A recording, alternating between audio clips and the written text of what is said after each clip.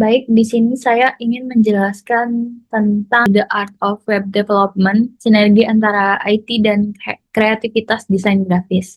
Mengapa saya mengambil judul ini? Karena saya tertarik di bagian web development, terutama saya juga hobi pada desain grafis, jadi sedikit saya kait-kaitkan. Web sebagai kanvas digital. Mengapa demikian? Karena bagi saya web development, menjadi seorang web development itu bukan tentang bukan sekedar mengerti tentang kode-kode atau sintak, tapi web development juga membutuhkan kanvas digital. Bagi saya, web itu adalah kanvas digital yang bisa kita tuangkan ke dalam kanvas itu berupa ide-ide kreatif kita. Kemudian di sini ada dinamika front end dan back end. Seperti hal yang lumrah untuk kita ketahui kalau bagian dari web development itu memiliki front end dan back end. Kenapa demikian? Karena dari dinamika ini sendiri terbagi sedemikian rupa memiliki fungsi sendiri. Front-end development adalah fokus untuk interface UI untuk mengubah desain visual menjadi elemen-elemen yang menarik perhatian pengguna, publik. Kemudian front-end development juga menggunakan HTML, CSS, dan JavaScript untuk bahasa pemrogramannya. Sedangkan di back-end development itu berfokus pada logika untuk database. Terus juga memastikan semua fitur di balik layar itu berjalan secara optimal. Di mana yang kita ketahui bahwa hal yang berbau coding di web development yang lebih banyak adalah di back end development. Kemudian di sini ada fondasi visual graphic design. Seperti yang saya bilang pada awal uh, PPT ini, saya mengaitkan sedikit tentang desain grafik. Di sini itu di sini itu desain grafik sebagai fondasi visual.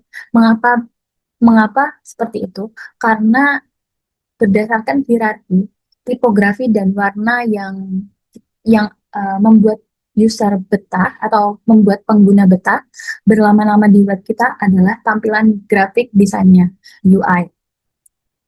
Kemudian di sini ada tren, kita mengambil dari tahun sebelumnya 2025 di mana draft mode itu marak digunakan karena untuk mengukur standar kenyamanan baru,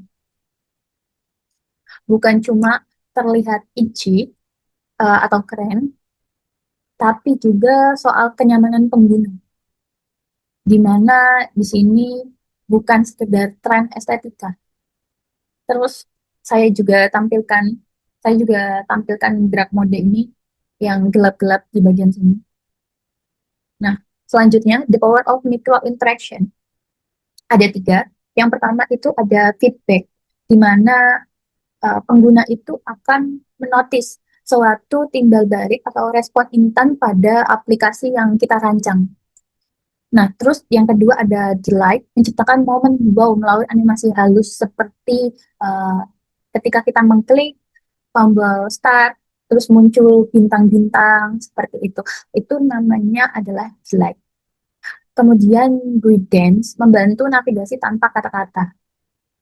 Jadi ketika ada logo seperti ini, mungkin teman-teman tahu lumrah sebagai penunjuk arah atau maps juga logonya seperti ini. Kita tampilkan pada bagian UI-nya.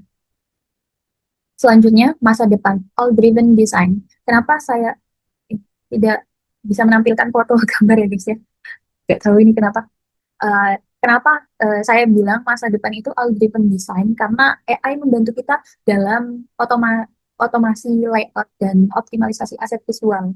Di mana sekarang aplikasi yang kita kita gunakan untuk mendesain terutama, itu sudah bisa kita lakukan dengan AI.